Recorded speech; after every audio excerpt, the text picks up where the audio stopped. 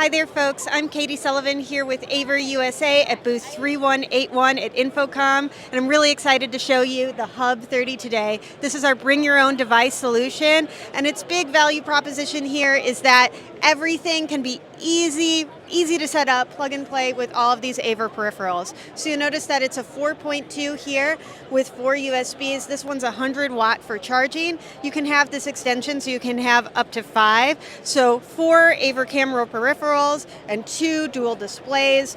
And you can control all that with, if you come over here, this meeting room control device.